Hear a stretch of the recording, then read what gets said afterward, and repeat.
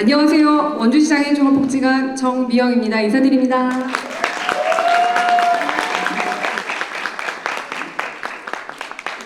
네, 감사합니다. 먼저 복지관은 2021년부터 무장애 환경 조성을 위한 노력을 조금 했습니다. 보안대체 의사소통이라는 AAC 사업을 준비하고 실천하는 과정도 겪었고요. 관공서, 경찰서, 병원, 약국 등 소통판을 배치하고 최근에는 AAC 사업을 모니터링하고 있습니다. 그래서 올해 3월부터 5월까지 실태조사를 좀 진행했습니다. 그래서 장애인과 가족, 보조인 등에 대해서 의사소통 실태조사를 진행하고 그 관련된 결과 내용과 또 복지관의 무장애 환경 조성 사업을 위해서 어떤 노력을 했는지 지금 여러분과 함께 그 내용을 공유하고자 합니다. 복지관의 지역권유 5팀 오미 팀장 나와서 발제 진행해 주겠습니다.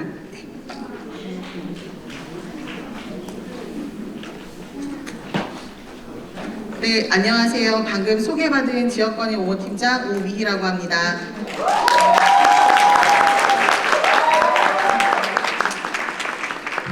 네, 저는 이제 지금부터 무장애 마을 조성 사업과 그리고 사업이 어떻게 진행됐는지 그리고 상반기에 진행한 장애 의사소통 실태조사 결과 보고에 대해서 함께 이야기를 해보도록 하겠습니다. 네, 오늘 순서는 다음과 같은 순서로 진행을 하도록 하고요. 우리 그 원주시는 25개 읍면동으로 전체 인구 약 36만 명 중 장애인 인구 19,420명으로 거주하고 계시고, 그리고 장애인 당사자가 가장 많이 거주하고 있는 지역은 당구동과 태장이동, 방곡관설동 순으로 나타나고 있습니다. 그리고 글을 읽고 이해하기에 어려움이 있는 청각 발달 시각장애인 6,741명, 그리고 뇌병변 장애인과 지체장애인 분들은 신체적 거동에 어려움이 있으시지요. 이 분들은 1만 884명으로 56%에 해당하는 수에 계시고, 또한 이외의 중복장애이거나 경계성 지능인, 그리고 일시적 사고나 그리고 어르신이나 외국인 등 잠재적인 어려움이 있으신 분들이 이것보다 더 많을 것으로 사료되고 있습니다. 저희 복지관에서는 지역사회와 관계를 맺기 위해서 가장 기본이 되는 것이 의사소통입니다. 복지관에서는 지역사회 무장애 환경 조성 사업 중 장애인 당사자의 의사소통 권리 를 위해 의사소통 환경 조성 사업을 먼저 실시하였습니다.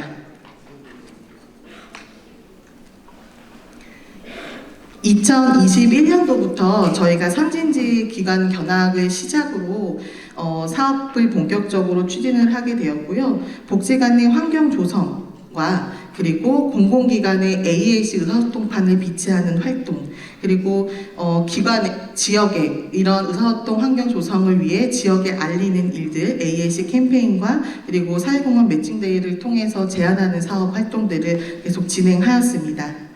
이어 2022년도에는 상지대학교 언어치료학과와 업무협약을 맺고 복지관에서 혼자서 AAC 마을을 조성하는 것이 어려움이 있어서 저희가 상지대학교 학생들로 구성된 AAC 마을 협력단을 조직을 하게 되고요. 학생들과 함께 발굴단과 제작단이라고 해서 지역사회 상점을 발굴하고 그리고 AAC 소통판을 제작해서 보급하는 활동들을 추진하였습니다. 이어 같이 함께 AAC 존을 조성하는 사업을 진행을 하였고, 도서관과 지역 상점 그리고 올해는 약국에 영문으로 된 의사소통판을 비치한 활동들을 계속 진행하였습니다. 그리고 장애인 복지시설 종사자 대상으로 AAC 교육과 그리고 AAC 캠페인을 계속 진행하였고, 지역사회 사회복지 유관기관을 대상으로 저희가 시각지원판이라고 해서 당시 있었던 대통령 선거라든지 그리고 코로나 자가키트 사용법을 담은 이해하기 쉬운 그런 자료들을 배포하는 활동도 함께 진행하였습니다. 이렇게 의사소통판을 제작을 하고 배포하는 환경만으로는 저희가 지역사회에 살고 계시는 장애인 당사자분들이 살아가기에 굉장히 어려움이 있다는 것을 알았고, 그리고 저희가 배포를 배포를 해서 끝내다 보니 실제 이게 잘 활용을 하고 있는지 그리고 어떤 부분을 보완을 해야 되는지 이런 모니터링이 필요하다고 생각을 하였고요. 그리고 지역에 어떠한 의사소통 실태를 가지고 있는지도 확인을 해야겠다라고 생각을 했습니다. 그래서 복지관에서는 다영역적 접근을 하자, 그리고 모니터링을 하자, 그리고 실태 조사를 진행하자라는 생각으로 올해 3월 27일부터 5월 12일 약 46일간 의사소통 실태조사를 진행을 하였고요. 주변 환경에 계시는 활동지원사나 사회복지사 분들 그리고 장애인 당사자를 대상으로 실시하였습니다. 당사자의 거주 지역은 어디인가요? 라는 질문과 그리고 장애인 당사자가 주요 활동하고 있는 지역은 어디인가요? 라는 질문에 당구동과 방곡가설동이 가장 많이 활동하고 거주하고 계신다는 응답이 나타났고 그리고 주요 활동 장소는 어디인가요? 라는 질문에 사회복지기관과 일상생활 공간을 가장 많이 주요 활동을 하고 있다라고 응답해 주셨습니다. 그리고 의사소통 권리에 대해서 들어본 적이 있나요? 라는 질문에 장애인 당사자분들은 들어봤지만 잘 모르겠다, 들어본 적이 없다가 약 78% 정도 나타나였고 주변 환경의 경우에는 잘 알고 있다가 45% 정도 그리고 잘 모르겠다, 들어본 적이 없다가 54%로 약간의 장애인 당사자와 주변 환경의 격차를 확인할 수 있었습니다. 그리고 의사소통 지원이 어느 정도 필요하냐라는 응답에 두 그룹 모두 약 70% 이상 필요하다, 매우 필요하다고 응답을 하셨습니다. 그리고 의사소통과 관련된 정책을 알고 있는 게 있으신가요? 라는 질문에 정책에 대해 알고 있는 것이 없다가 1위로 나타나였고 이는 지역에 그런 관련된 정책이 좀 부재한 까닭도 있는 듯 하고요.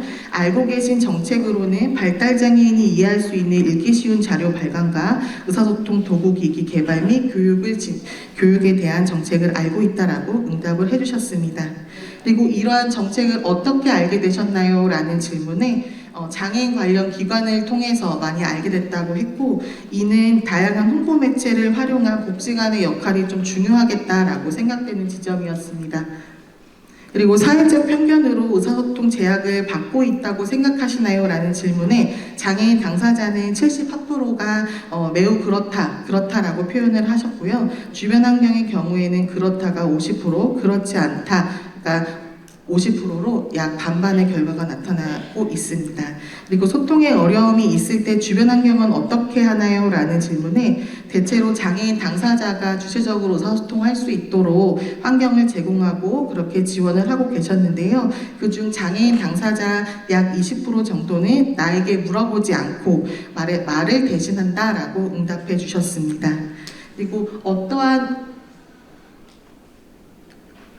소통의 어려움을 가장 많이 겪을 때는 언제냐라고 응답을 하신 부분은 일상생활과 그리고 의료기관을 이용할 때가 가장 많았고 뒤이어 공공기관이나 직장생활, 학교생활을 이용할 때가 많이 어려움이 있다라고 나타났습니다. 이런 어려움이 나타나는 주된 이유는 무엇인가요? 라는 질문에 의사소통 장애로 인한 어려움이 있다. 그리고 의사소통 방식에 대해 상대방이 이해가 부족하거나 장애에 대한 이해 부족과 잘못된 인식으로 소통에 어려움이 있다고 나타났고요. 그럼 이런 어려움이 발생할 때 주된 해결 방법은 무엇인가요? 라는 질문에 주변 사람에게 도움을 받거나 스스로 해결하거나 아니면 지원기관에 연락을 한다고 응답해 주셨습니다. 이렇게 장애인 당사자가 가장 필요한 것은 무엇인가요? 라는 질문에 대화 상대방을 위한 의사소통 교육을 장애 특성에 따른 의사소통 방법 이해 높이기가 제일 가장 많이 나타났고 다양한 환경의 의사소통 접근성 높이거나 아니면 수어 교육이라든지 의사소통 지원 서비스, 의사소통 방법 개선에 대한 필요성이 나타났습니다.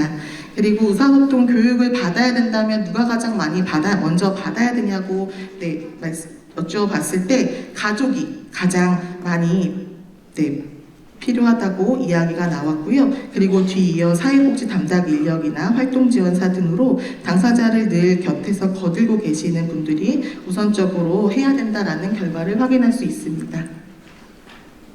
가장 창의하고 싶은 교육은 무엇인가요? 라는 질문에 장애 유형별 의사소통 방법과 장애 의사소통 권리 인식 개선 교육, 그리고 나만의 의사소통 방법 만들기라는 부분들이 가장 많이 나타났습니다.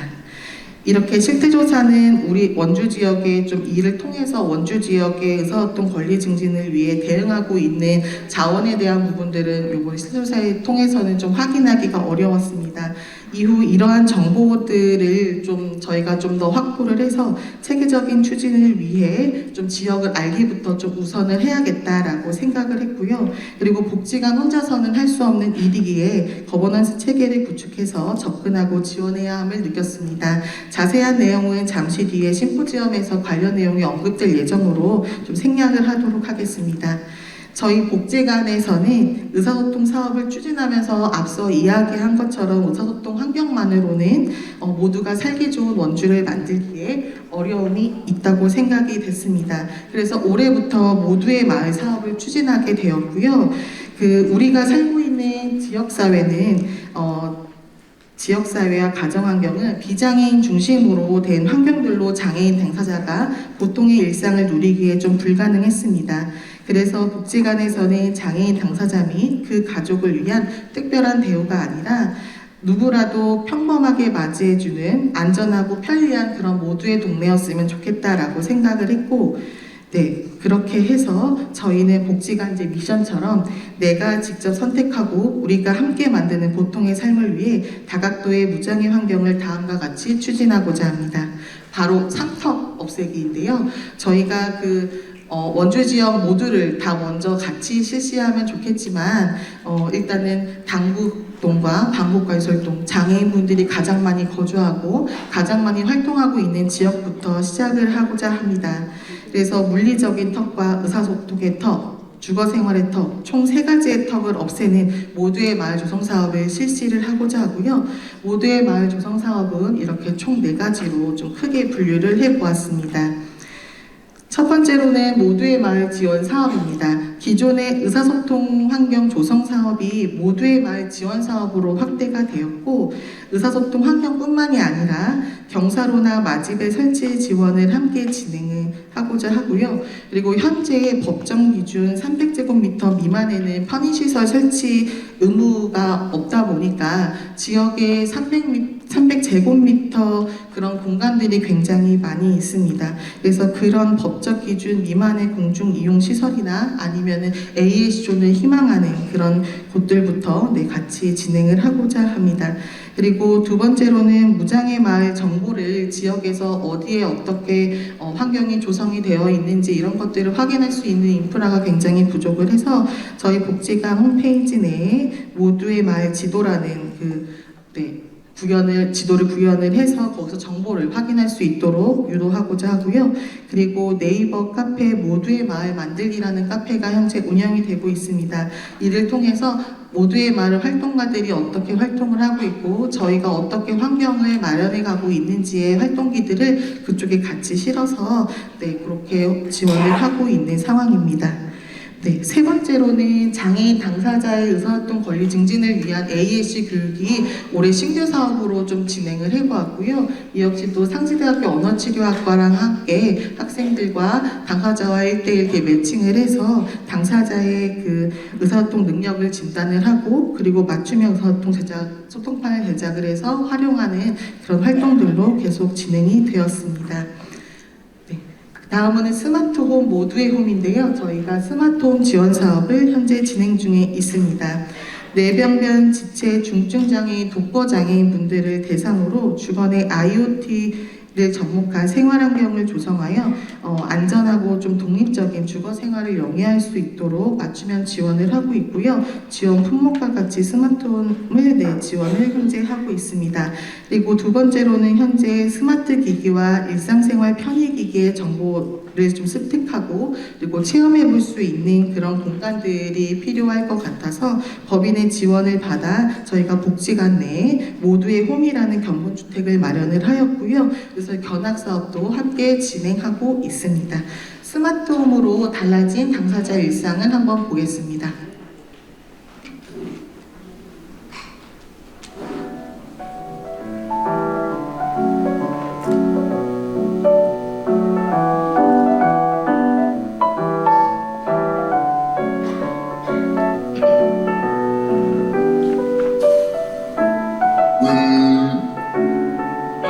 주말 같은 데는 블라인드가 올라가 있으면 선생님이 월요일에 출근할 때까지 계속 그대로 있거든요. 어떨 때는 햇빛도 너무 들어와서 더울 때도 있고 또 밤에도 엄청 밝을 때도 있고 그런데 이게 선생님이 하는 거 못 올리니까 그것도 불편하고 그렇고 불도 끄고 싶은데 못 끌 때는 뭐 짝대기나 그런 긴 걸로 이렇게 끄고 켜고 그랬거든요. 참 불편하더라고요.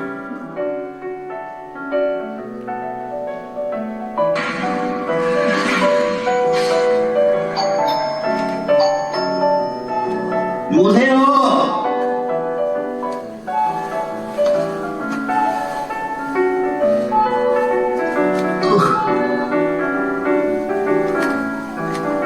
네. 네.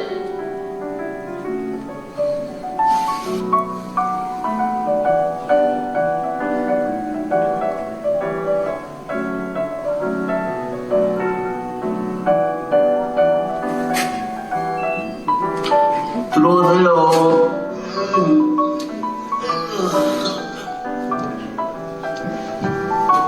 아유, 왜 이렇게 들어오냐.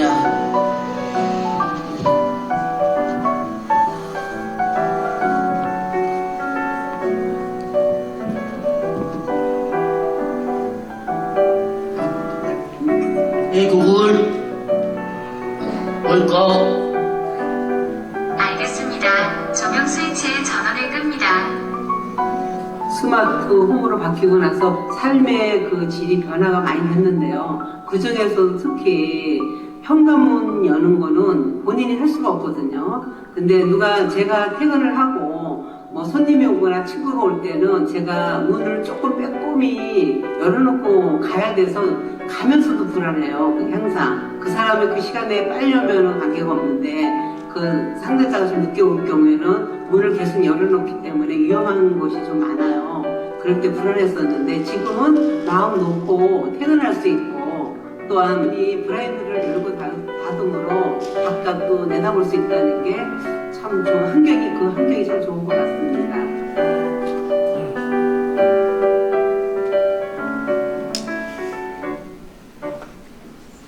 네, 이렇게 저희 스마트홈 사업은 이렇게 지금 현재 진행을 하고 있고요. 그 다음으로는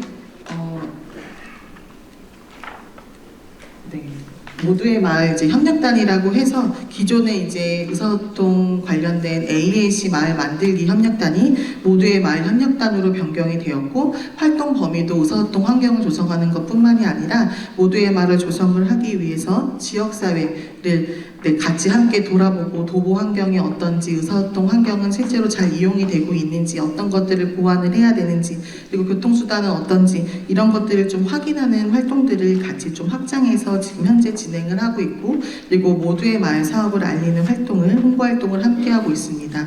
올해부터는 장애인 당사자분들도 함께 참여해 주셔서 활동가로서 열심히 노력을 해주시고 계시는 상황입니다. 다음으로는 모두의 마을 캠페인이고요. 모두의 마을 캠페인도 정기적으로 저희가 AAC 체험의 기회라든지 아니면 휠체어로 지역사회를 다시 본다는 등 그런 지역에 모두의 마을을 만드는 환경을 조성하고자 캠페인 사업을 계속 진행하고 있습니다. 그럼 잠시 영상을 보도록 하겠습니다.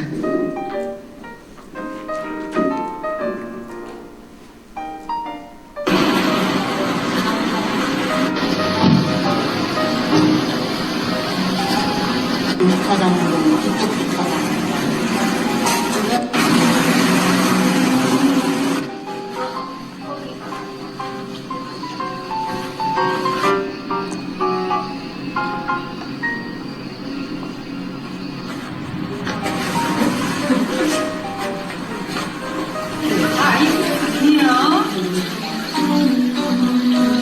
아이스 아메리카노 한 잔.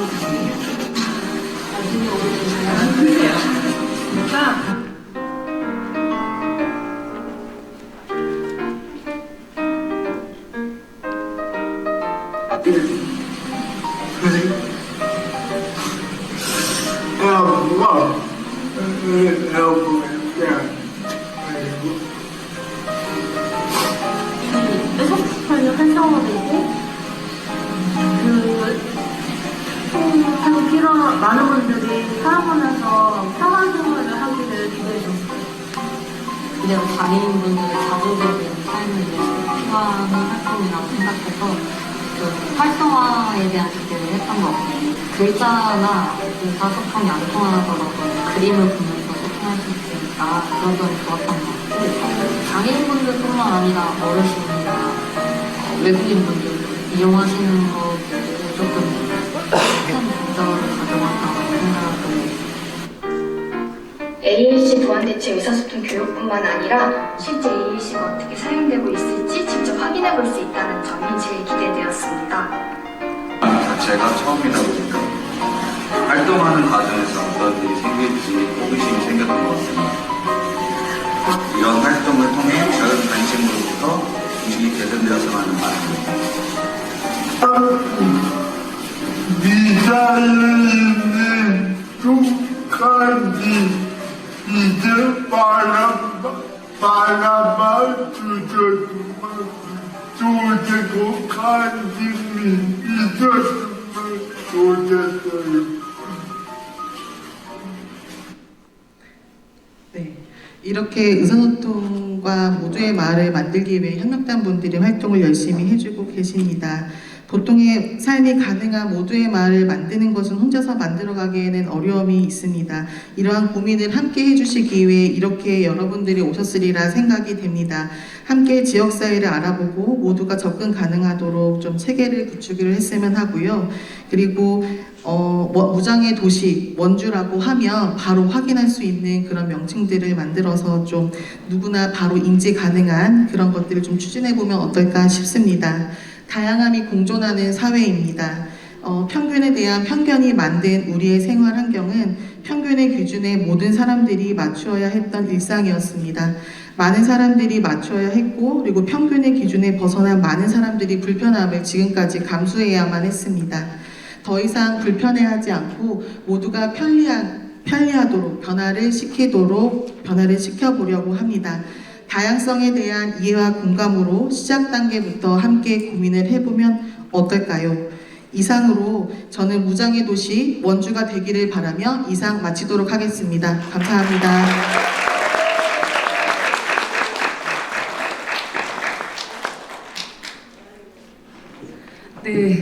네, 발표 고생하셨습니다. 네, 먼저 지금 이제 본격적으로 심포지엄에 진행하기 전에 지금 소개시켜드릴 저희 귀한 손님들이 계십니다. 원주시청 신승희 복지국장님 참석해 주셨습니다. 감사합니다. 박수 부탁드리겠습니다.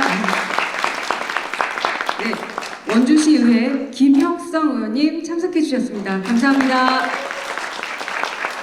네, 이제 발제자분들은 위로 올라와 주시기를 부탁드리겠습니다. 네, 지금부터 장애인의 지역사회 공존을 위한 환경 조성이라는 주제로 원주시 의회와 원주시 지역사회 전문가 대학 교수님과 함께 준비한 심포지엄을 진행하고자 합니다. 원주시 무장애 환경 조성 사업은 복지관만 단독으로 할 수 없기에 여기에 계시는 여러분들과 집단 지성을 형성하고 편견의 편견을 인식하고 새로운 변화와 큰 행복으로 살기 좋은 원주를 함께 만들어가길 저 역시도 희망합니다. 오늘의 심포지엄 자장을 맡아주신 한라대학교 사회복지학과 김미용 교수님에게 마이크를 제가 드리도록 하고요. 교수님 함께 하시는 분들을 또 소개를 좀 아울러서 부탁드리겠습니다.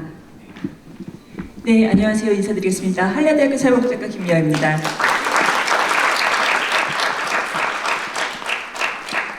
네, 저희가 이제 오늘 귀한 이런 심포지엄 자리에 많은 분들이 여기 지금 행사장을 가득 메워주고 계시는데요. 이렇게 관심과 성원과 지지, 또 후원을 보내주셔서 아마 원주시 장애인 종합복지관이 20주년이 더욱 빛나게 되는 것 같습니다. 저희가 사실 오늘 이 심포지엄이 4시까지 30일까지 진행이 예정인데 지금 굉장히 시간이 좀 촉박합니다. 여러분들과 자장으로서 함께 나누고 싶은 말들을 많이 준비하는데 오늘은 귀한 발표들이 있기 때문에 제 얘기는 좀 아끼도록 하겠습니다.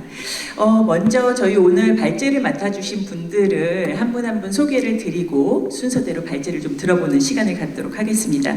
먼저 오늘 기조 발제를 맡아주신 강릉원주대 사회복지학과 박병선 교수님을 소개드리겠습니다.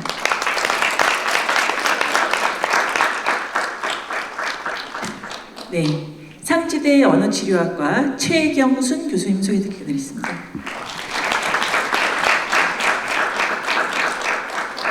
네, 연세대 작업치료학과 정민예 교수님이십니다.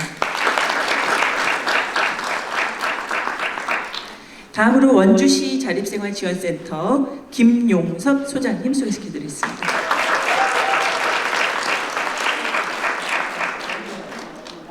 네, 원주시청 경로장애인과 장애인복지팀장 양호숙 팀장님 소개시켜드리겠습니다. 네, 마지막으로 저희 굉장히 지지와 격려를 보내주시는 원주시의회 행정복지위원회 권아름 위원장님 소개시켜드리겠습니다. 네, 바로 이어서 기조발제를 들어보도록 하겠습니다. 저희 기조발제 박병선 교수님께서 복통의 삶을 위한 복지 테크놀로지라는 주제로 발표를 해주시겠습니다. 네, 반갑습니다. 저는 강릉원주대학교 사회복지학과의 박병선이고요. 아까 박수 받았으니까 바로 진행하도록 하겠습니다. 네, 사실 그 기조발제 부탁을 한 3개월 전에 받았는데요. 3개월 동안 고민을 너무 많이 해서 거절도 몇 번 하고 안 하려고 엄청 많이 노력을 했음에도 불구하고 우리 부장님의 끈질긴 압박에 이게 맡게 되었습니다. 어떤 주제에 관해서 말씀을 드려야 할까에 대한 고민들을 좀 많이 했고요. 그래서 보통의 삶을 위해서 우리가 무엇을 해야 하고 어떤 준비를 해야 할지에 관해서 조금 고민한 바들을 조금 담았다라고 봐주시면 좋을 것 같습니다. 시작하겠습니다. 저 제목에서 보시다시피 복지 테크놀로지에 관한 이야기를 잠깐 해보려고 합니다. 잘 아시는 것처럼 사회복지 개념은 사회 구성원 모두가 만족스러운 삶을 영위할 수 있는 사회적 안정 상태라고 정의 내릴 수 있고요. 국어사전에서 나온 겁니다. 기술이라고 하는 단어에서는 실제 과학 이론을 실제로 적용해서 사물을 인간 생활에 유용하도록 가공하는 수단이라고 정의되어 있습니다. 그래서 최근에 사회복지 영역에서 많이 이슈가 되고 있고 많이 다루어지고 있는 주제가 복지 테크놀로지입니다. 이미 기술은 나와 있고요. 그 기술을 복지 서비스가 필요한 사람에게 어떻게 적용할 것인가에 관한 숙제가 담겨져 있다고 생각을 합니다. 그래서 실제로 최근에 이제 다루어지고 있는 복지 테크놀로지, 복지 기술이라고 하는 개념들을 간단하게 살펴보시면 여기 있는 것처럼 복지와 삶의 질을 높이고 사회에 발생되고 있는 문제를 해결하기 위해서 과학기술을 활용하는 것에 대해서 이야기를 하고 있습니다. 그래서 대표적으로는 노인과 장애인을 대상으로 하지만 모든 인간들이 행복하게 살아가기 위해서 이 과학기술을 어떻게 적용하고 활용할 것인가에 관한 고민을 담고 있다라고 생각을 해주시면 될 것 같고요.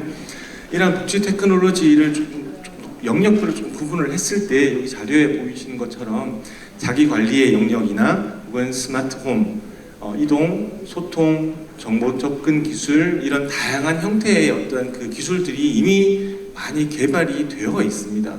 근데 이 개발되어 있는 기술들을 어떻게 적용하고 활용하는가에 관한 부분이라고 생각을 해주시면 될 것 같고, 식사 보조, 배변 보조, 의류 착용 보조 그런 로봇들 최근에 이제 여러분들이 방송이나 뉴스 같은 것들을 많이 보시면 로봇 4차 산업혁명이라든지 로봇이라든지 이런 어떤 단어들을 많이 접하게 되실 텐데요. 이런 것들이 실제로 많이 개발이 되어 있고 적용하고 사용이 되고 있습니다. 재활 보조라든지 보행 보조, 기본적으로 이제 많이 사용하고 계시는 보청기라든지 이런 것들도 있고요. 가상현실이나 증강현실 같은, 그리고 최근에 AI라든지 여러분 챗 GPT라는 단어 많이 들어보셨을 겁니다. 그런 어떤 이 과학 기술들을 활용을 해서 삶의 어떤 질을 높이기 위해서 우리가 어떻게 활용할 것인가에 관한 것이고요. 그래서 혹시 보셨는지 안 보셨는지 모르겠지만 제가 여러 가지 좀 찾아서 좀 간단하게 그림으로나마 좀 보여드리도록 하겠습니다. 실제로 이제 개발되어 있는 식사 보조 로봇입니다. 그래서 밥을 떠서 입으로 전달해주는 형태의 어떤 서비스를 제공해주는 로봇이고요. 왼쪽 편에 보이시는 그 엔젤렉스라고 하는 회사에서 만든 착용해서 이제 보행을 도와주는 어떤 그런 형태의 로봇들도 많이 개발이 되어 있습니다. 그리고 이제 그 원주시 장애인 종합복지관에 지금 설치되어서 활용이 되고 있는 재활을 도와주고 있는 재활치료, 하지와 상지의 어떤 재활치료를 도와주고 있는 로봇들도 이미 개발되어서 원주시 장애인 종합복지관에서 활용을 하고 있습니다. 그리고 시각장애인용 그 기계들도 많이 개발이 되고 있는데요. 이제 스마트폰 앱이나 글래스라고 해서 삼성전자에서 지금 개발하고 있는 릴루미노라고 하는 이 착용하는 안경이 있습니다. 이 안경을 착용을 하면 시각장애인 분들이 저기 원본 영상과 그 착용 전의 시각과 착용 후의 시각처럼 이 기계를 착용함으로 인해서 훨씬 더 조금 더 명료하게 사물을 보실 수 있는 어떤 그런 기술들도 있고요. 썰리번이라고 하는 이 앱을 통해서 이 앱을 통해 사진을 찍으면 그 사진을 설명해주는 어플리케이션이 됩니다. 그래서 시각장애인들이 일상생활을 하는 데 있어서 도움을 줄 수 있는 어떤 기술들도 개발이 되어 있습니다. 그리고 이제 많이 아시는 그 시각장애인 전용 그 시계입니다. 점자로 되어 있고요. 여기 보이시는 이게 시각장애인용 시계입니다. 개발된 지는 이제 한 7, 8년 정도 되어 가고 있고요. 근데 이제 단가나 여러 가지 문제들 때문에 많이 보급이 되어 있지는 않은 것 같고요. 실제로 이 기업에서 지금 스마트 패드, 우리 아이패드나 탭 많이 쓰시잖아요. 그런 시각장애인용 스마트 패드를 개발을 최근 하였습니다. 그래서 지금 보급이 되고 있지는 않지만 이런 스마트 패드까지 개발이 되었고요. 키오스크, 시각장애인용 키오스크가 지금 부산에 설치가 되어서 운영이 되고 있습니다. 사실 이런 키오스크들을 원주역이나 이런 곳에 도입을 해주시면 좋겠다라는 생각도 좀 들었습니다. 그리고 이제 청각장애인용 보조기기로는 이제 보청기는 이미 잘 아시는 내용이라 여기 확인하고 넘어가도록 하겠습니다. 자, 그 다음에 청각장애인용 보조기기에서 최근에 이제 그 소보로라고 하는 음성인식 기술을 통해서 청각장애인의 소통을 돕는 소프트웨어가 개발이 되어 있습니다. 그래서 이 소보로 태블릿을 통해서 청각장애인이 소통하고 서비스를 이용할 수 있도록 하는 기술들도 개발되어서 태블릿으로 활용이 되고 있다는 부분도 확인이 되고요. 최근에 이제 제가 이 자료를 준비하면서 저도 이제 새롭게 알게 된 것인데요.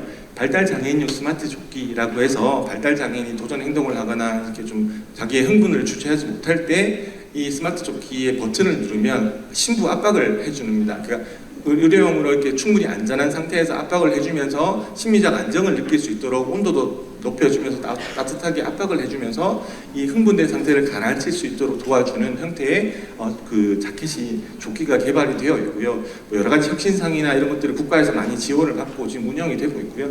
사실 이제 물론 이제 이런 요 단가가 요 업체에서 판매를 하고 있는 제가 이 업체의 대변인은 아니지만 단가가 좀 싸지는 않습니다. 그래서 개인이 구매하기에는 좀 비용 부담이 좀 드는 부분들이 있다는 걸 좀 말씀드리겠고요. 그다음에 이제 SRT에서 만들어진 수어 안내 서비스라든지 휠체어 사용자 실외 길 안내 서비스 있고요. 그다음에 수어 기반의 유아동 교육 서비스 관련해서 지금 제가 보여드린 거는 거의 지금 현재 개발되어 있는 것 중에 극히 일부분만 사실 보여드리는 건데요. 이렇게 개발되어 있는 것들을 그림으로만이라도 보시면 그리고 실제로 검색을 해보시면 상당히 많은 기술들이 개발되어 있고 적용이 되고 활용이 되고 있다는 걸 아실 수는 있는데 그러면 왜 내 주변에 이런 게 없을까? 라는 것들에 대한 고민이 이제 들기 시작을 합니다.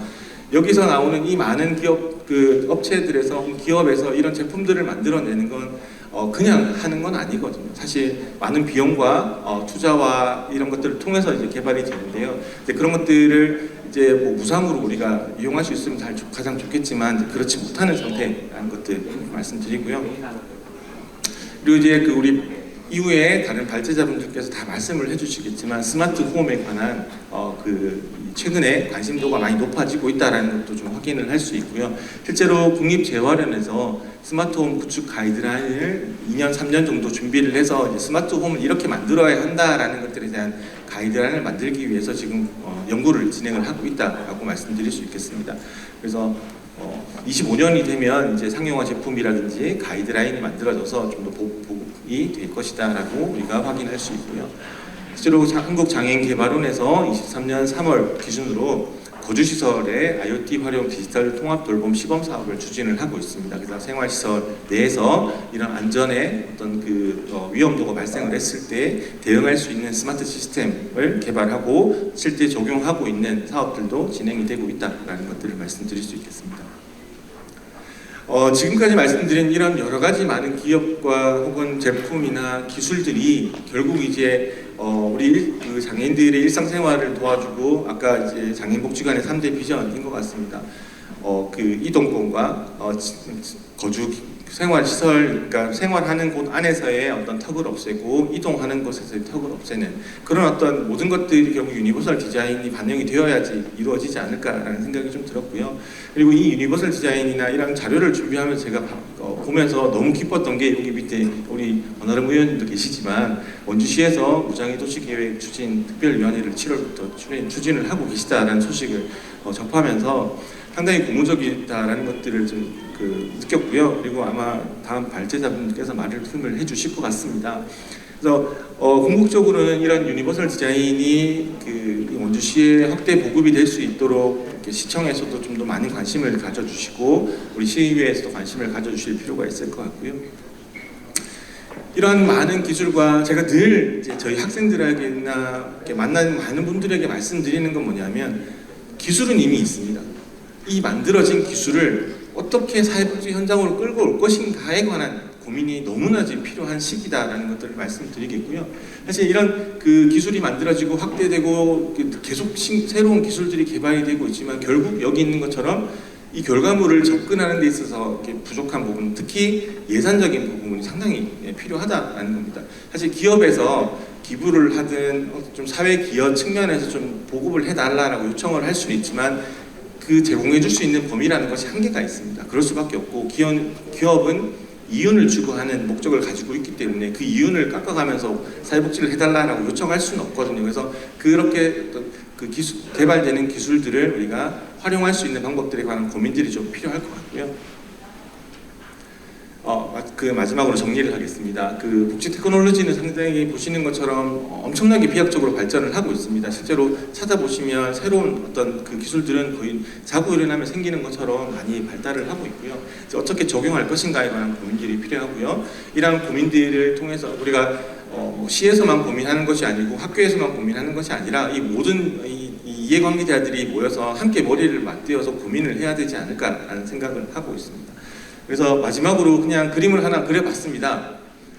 원주시 장애인종합복지관을 기점으로 시와 시의회에서 행정적으로, 재정적으로 혹은 정책적으로, 제도적으로 지원을 해주시고 우리 이 대학이나 전문기관들 혹은 기술 기업들이 이런 새로운 기술들을 적용하고 활용하고 각각의 장애 유형이나 대상 정도에 따라서 맞춤형의 서비스를 제공할 수 있도록 연구 개발하고 확대하는 방식의 어떤 고민들과 노력들이 같이 이루어지고요. 그런 것들이 실제로 우리 일상생활을 살아가시는 장애인들에게 적용이 됐을 때 장애인들께서 당사자께서 이렇게 경험해 보시고 활용해 보시고 거기에 대한 피드백들을 통해서 더 세분화되고 특화되어 있는 어떤 맞춤형 서비스를 이루어질 수 있도록 그런 이 복지 기술들이 발전하는 데 있어서 서로가 이렇게 다 함께 할 수 있는 고민들이 필요하지 않을까라고 생각을 하면서 그런 것들에 관해서 일단 이 모든 것들이 이루어지기 위해서는 사실 시에서 예산적으로 혹은 행정적으로 재정적으로 많은 지원들이 필요하다라는 것들을 꼭 말씀드리고 이제 시에 계시는 많은 시장님 이하의 많은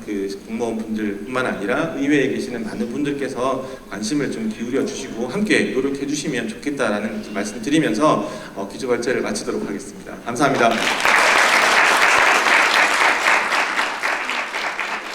네, 귀한 발제 감사합니다. 저희 박병선 교수님께서 이제 이 복지 분야의 테크놀로지가 비약적으로 발전을 하고 있고 굉장히 다양하게 접목시킬 수 있는 그런 기기들에 대해서 설명을 해주셨고 또 이런 것들이 확대 적용되기 위해서는 이 정책적인 고민이 굉장히 이제 필요하겠다라는 그런 굉장히 중요한 말씀도 해주셨습니다.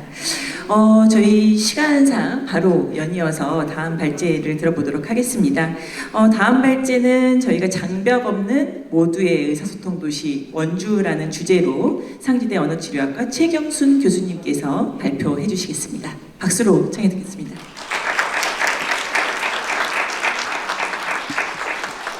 네, 안녕하세요. 소개받은 상지대 언어치료학과의 최경순이라고 합니다. 그러면 지금 발표를 시작하도록 하겠습니다. 앞서서 많은 분들께서 발표를 하시는 공통적인 생각일 거라고 생각합니다. 장애인분들의 많은 장벽은 저는 크게 세 가지로 구분을 해보았습니다. 이미 다 공감하셨듯이 물리적인 장벽 중에 하나인 이동 장벽의 문제들. 하지만 눈에 보이지 않는 장벽들도 굉장히 많이 있습니다. 그 중에 계속 큰 장벽 중에 하나는 소통의 장벽. 근데 소통의 장벽이라는 건 당사자 개인의 문제뿐만이 아니라 소통을 하기 위해서는 소통의 상대방이 필요합니다. 따라서 소통 당사자가 AAC를 다양한 의사소통 도구를 사용한다 할지라도 상대방이 그것에 대해서 의사소통 방식의 하나로 인정해주지 않으면 소통이 되지 않습니다. 따라서 소통을 하기 위해서는 가장 중요한 건 소통의 장벽뿐만이 아니라 함께 소통하는 상대방들과 같이 공감하는 구성원의 인식도 굉장히 중요한 부분이라고 할 수 있습니다. 그래서 보이지 않는 장벽으로 구성원들의 인식의 장벽이 있지 않을까라고 구분해보고 이 역시 앞서서 많은 분들께서 발표하신 내용과 맥을 같이 한다고 볼 수 있겠습니다. 장벽 없는 소통을 만들기 위해서는 결국에는 구성원들의 이해와 인식을 바탕으로 하여서 이런 물리적인 또는 보이지 않는 장벽들을 넘어서 어디서나 누구나 언제나 소통할 수 있는 것이 장벽이 없는 소통의 도시가 아닐까라고 생각해 봅니다. 그래서 결국은 장벽 없는 소통을 하기 위해서는 우리가 장벽 없는 물리적 이동뿐만이 아니라 우리가 서로 의사소통을 이루어줄 수 있는 서로적인 장벽 없는 소통이 이루어져야지만 궁극적인 우리 원주가 장벽이 없는 소통 도시가 모두가 함께하는 소통 도시가 되지 않을까라고 생각해 봅니다. 그러면 지금까지 계속 제가 의사소통 또 많은 분들께서 소통이라는 말씀을 하고 있는데 기본적으로 소통이 무엇인가를 함께 나눠보도록 하겠습니다. 제가 역시 언어치료학과에 있기 때문에 조금 더 전문적으로 말씀을 드리자면 결국 소통이라 하는 것은 사람과 사람 간의 의사를 교환하는 체계라고 할 수 있겠습니다. 의상을 교환한다는 것에는 단순히 정보만 서로 주고받는 것뿐만이 아니라 그 안에 생각이나 감정이나 느낌들을 주고받는 것이 우리의 소통의 가장 기본적인 부분이라 할 거고요. 이건 역시 일반적으로 한 사람이 일방적으로 하는 건 소통이라고 얘기할 수 없습니다. 그래서 다른 사람이 화자가 그러니까 말하는 사람이 의사를 전달하며 거기에 대한 적절한 피드백이 오는 것이 결국 원활한 소통이 이루어지는 것이 아닐까라고 생각하고 정의 내리고 있습니다. 따라서 이런 소통에 대해서 얘기할 때 우리는 권리까지 주장할 수 있습니다. 왜냐하면 의사소통은 인간에게 있어서 인간 생활의 가장 기본적인 본질이면서 또한 인간이면 누구나 의사소통의 욕구를 가지고 있습니다. 따라서 모든 사람들은 어느 한 사람도 빠짐없이 충분히 의사소통할 권리를 가지고 있습니다. 이것은 저희 언어치료학계의 하나의 권리 장전에 여러 가지가 있지만 가장 중요한 핵심 부분을 여기에 발췌해 왔습니다. 옆에 있는 그림을 여러분들이 다 아실 유명한 분이시죠. 세계적인 물리학자 스티븐 호킹 박사가 그 위대한 물리학적 업적을 남길 수 있었던 거는 이분께서 알고 계시는 여러 가지 지적 재산들, 그런 물리적인 원리들을 다양한, 여기 잘 보이실지 모르겠지만 주변에 있는 다양한 의사소통 기구를 통해서 전달함으로써 위대한 업적을 남겨서 인류사에 큰 족적을 남긴 거라고 볼 수 있겠습니다. 그러면 우리가 왜 소통을 할까라고 생각해 본다면 사회적 소통의 목적들은 다들 이런 것들을 가지고 우리 인간들은 소통을 하게 됩니다. 가장 기본적으로 나의 욕구나 바람을 표현하는 형태가 있겠죠. 뿐만 아니라 내가 가지고 있는 정보 또는 타인이 가지고 있는 정보를 찾아보는 역할로 우리는 의사소통을 하고 있습니다. 하지만 1번과 2번에서만 머문다면 우리 인간의 의사소통 권리까지 주장할 필요 없다는 생각이 들기도 합니다. 그러나 더 나아가서 우리는 사회적인 동물이라는 걸 모두 다 알고 있기 때문에 사회적인 친밀감과 여러 가지 사회적 에티켓, 더 나아가 이런 소통의 도구를 통해서 나 자신을 더 성장시키거나 나를 돌아보는 것까지 이어지고 있습니다. 그래서 단순히 정보를 전달하는 것 이상의 더 많은 역할을 하는 게 소통이고, 앞서서 말씀드렸던 것처럼 이런 의사소통은 인간이면 누구나 가지고 있는 욕구이기 때문에 어느 누구도 이런 의사소통에 대해서 장벽을 가지지 않도록 만드는 게 우리의 역할이라고 생각하고 있습니다. 그러면 이제 앞서서 많은 분들께서 AAC라고 말씀하셨는데, 그러면 도대체 AAC가 뭘까를 말씀드리겠습니다. AAC는 보완하고 대체하는 의사소통이다라는 의미에서 거기에 첫 자를 끌고 와서 AAC라고 하고 있습니다. 지금 제 옆에 이제 수어 통역사 선생님께서 열심히 통역을 하고 계시는데요. 이 역시 AAC의 하나의 일종입니다. 그래서 AAC는 어떤 식으로든 간에 일시적이든 아니면 영구적이든 간에 이런 의사소통을 하는데 어려움이 있는 분들에게 여러 가지 몸짓이나 상징이나 그림이나 여러 가지 도구들을 사용해서 어떻게든 의사소통을 하게 하는 여러 가지 다양한 방법들, 또한 그를 포함한 전략들, 이런 것들을 우리는 AAC라고 얘기합니다. AAC를 얘기할 때 우리가 보통 상징을 얘기하고 있기는 하지만 사실은 우리 몸짓이나 눈빛이나 제스처 역시 우리는 AAC 일종이라고 볼 수 있겠습니다. 이런 AAC의 여러 가지 도구들은 몸짓처럼 비도구적인 방법들도 있지만 도구적인 방법들을 많이 사용하고 있습니다. 지금 사진에 나왔던 것처럼 지체장애가 있으신 분들에게 이렇게 사용하는 버튼형 형태, 요즘에 탭으로 많이 비치되어서 이런 형태들도 있고요. 또 앱으로도 우리나라에 많은, 아직 충분히 개발됐다고 볼 수는 없지만 삼성전자를 비롯해서 다양한 곳에서 보완대체 의사소통 앱을 개발해 오고 있습니다. 이렇게 전자적 기기들도 있지만 사실 우리는 꼭 전자적 기기에 머물 필요는 없습니다. 이렇게 여러 가지 그림이나 판을 사용해서 하는 비전자식 도구들, 그리고 이거를 대표적으로 쉽게 말하면 의사소통판이라고 얘기하는데요. 선생님, 우리 여기 계신 분들에게 충분히 이해할 것은 어디에 가서나 표지판도 있고 기호가 있다는 것은 그거 역시 AAC의 하나의 형태라고 이해하시면 좋겠습니다. 이런 부분들이 AAC에서 다방면을 쓸 수 있는 도구들입니다. 이용자들에게 가장 적절하고 가장 수월한 방법들로 사용하면 됩니다. 물론 전자식 도구가 비전자식 도구보다 어떤 면에서 편리하다고 볼 수 있지만 또 여기에서 오는 장단점을 각각 가지고 있기 때문에 여기에 맞춰서 우리가 선택하면 좋을 것 같습니다.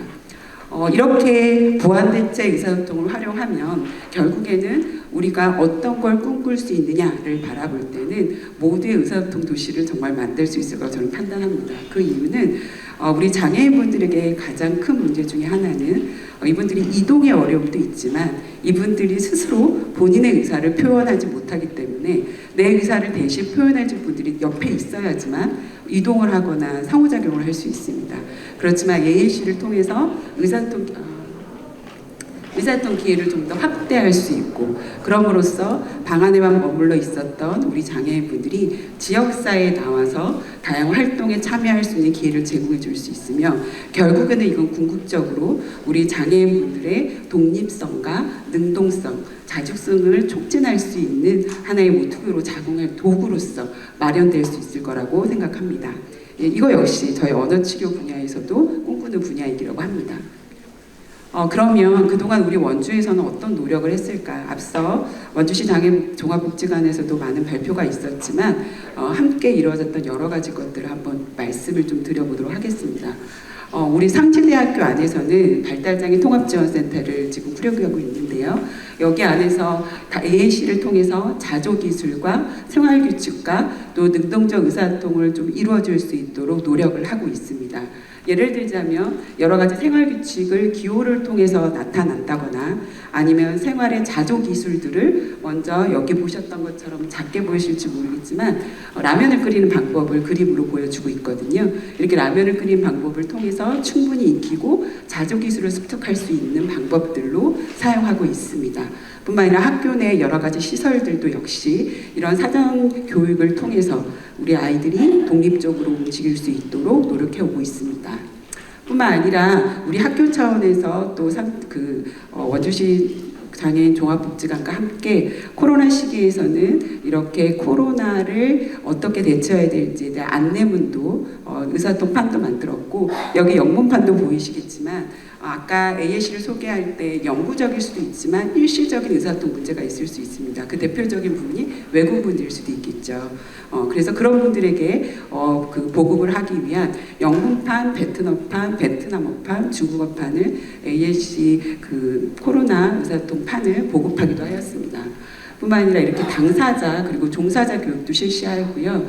그래서 그걸 나눠보자면 전문성 제고를 위해서 우리가 2020년도에 원주시 발달장애 가족지원센터 그리고 두리발의 사회적 협동조합 그리고 저희 학교와 함께 장애인 부모 교육도 실시했고요. 그리고 청원학교를 통해서 이런 AAC 제작 교육도 전문가의 전문성 제고를 위한 노력을 좀 기울이고 있었고요. 또 원주시 장애인복지관과 굉장히 오랫동안 AAC 마을 조성 사업을 그동안 이루어지고 있었습니다. 뿐만 아니라 복지관에서 굉장히 노력하고 있는 부분이긴 하지만 좀 더 필요한 부분이기도 하고요. 시민식 제고를 위한 여러 가지 캠페인들 이런 것들도 지난 2020년 동안 해오고 있습니다.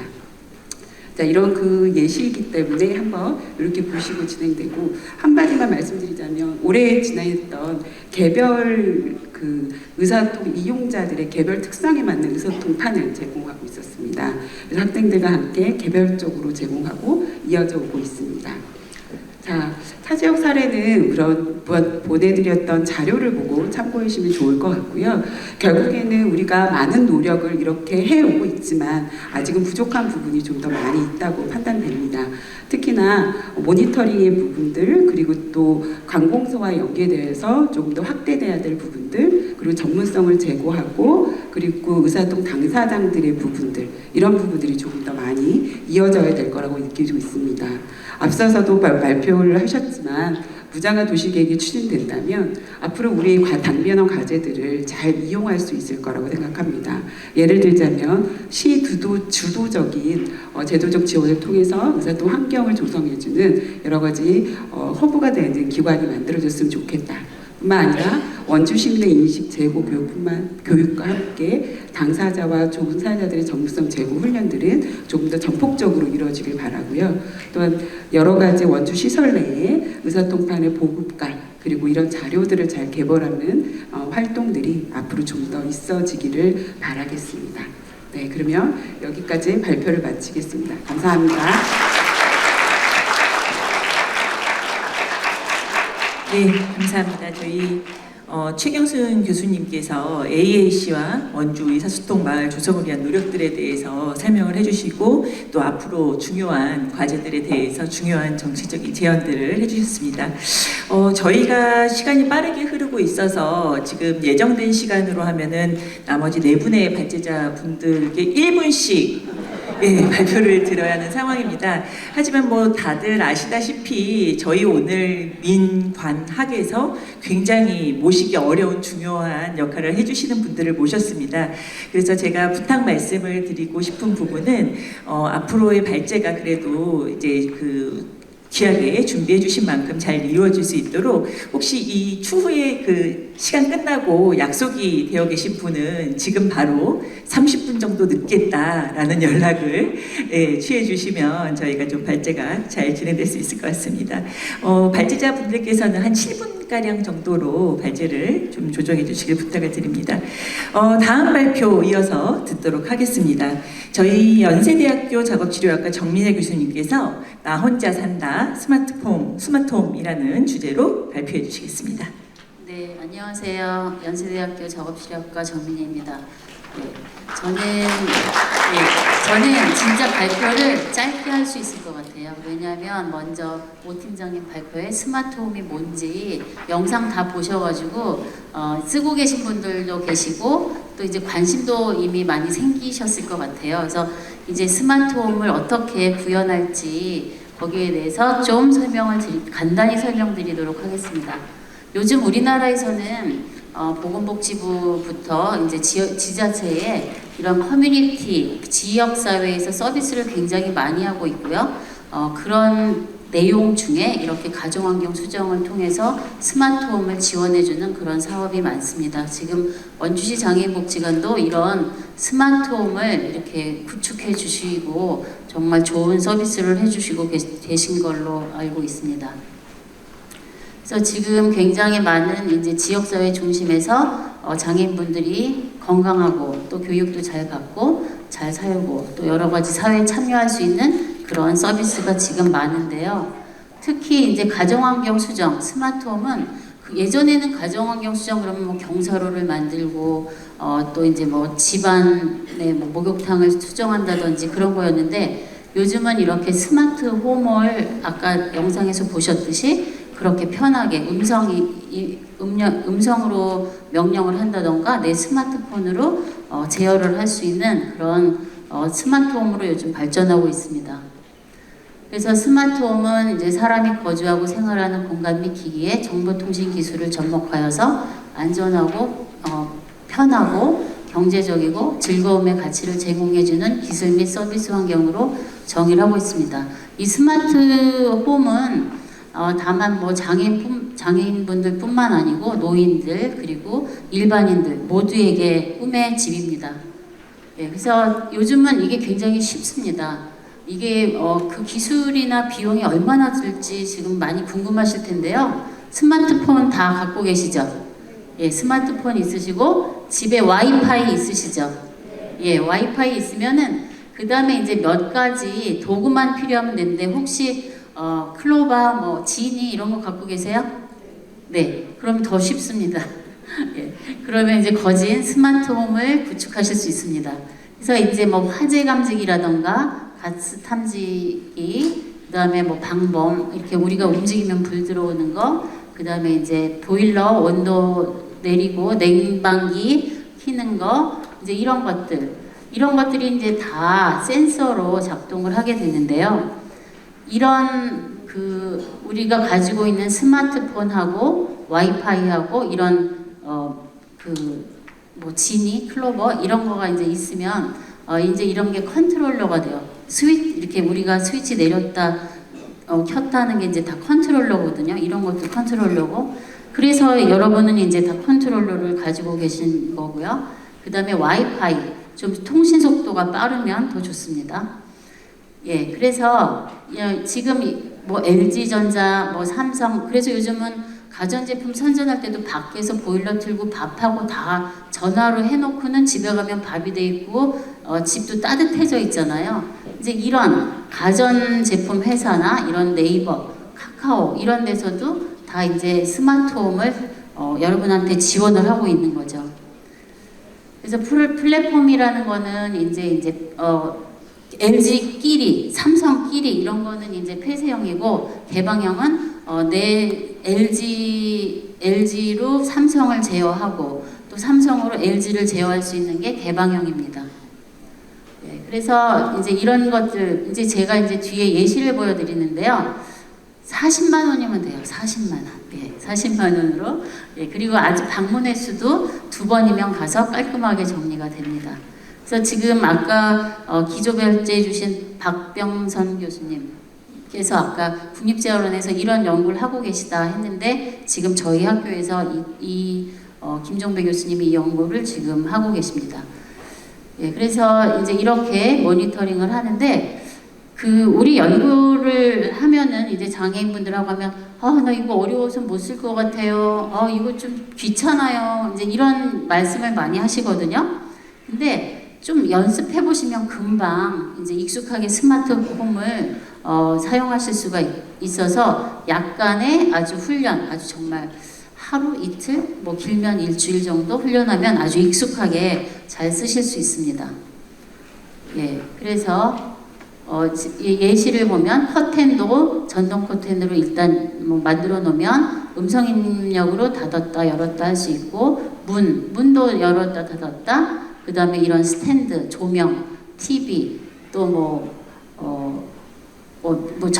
전동 침대 이런 하여튼 모든 거, 선풍기 이런 거 다 할 수 있어요.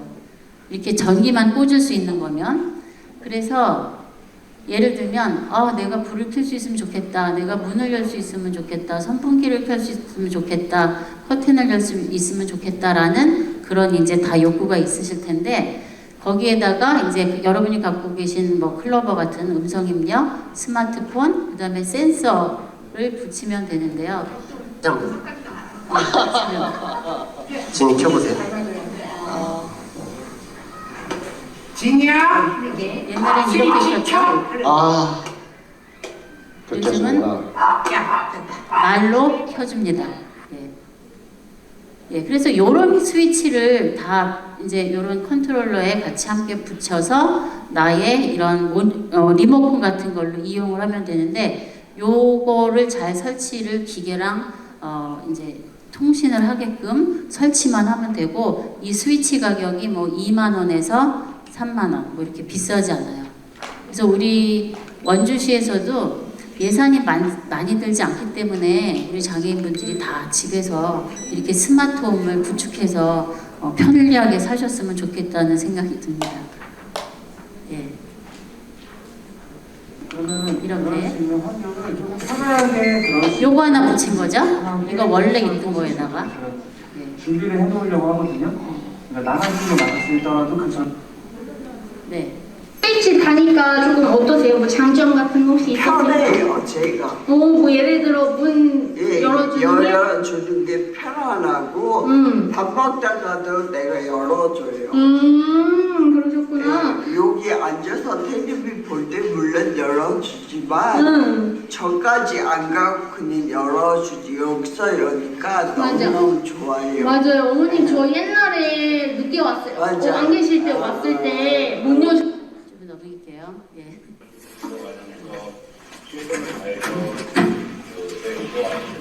이렇게 이제 힘들게 나왔겠죠. 너무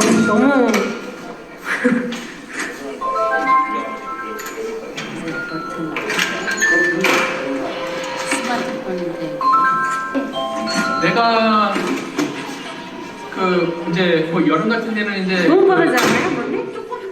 그러니까. 선풍기. 불 꺼. 네, 불법 모드를 시작합니다. 빅스비 선풍기 켜. 네, 선풍기를 켤게요. 빅스비 불 켜. 네, 불켜 모드를 시작할게요. 빅스비 선풍기 꺼.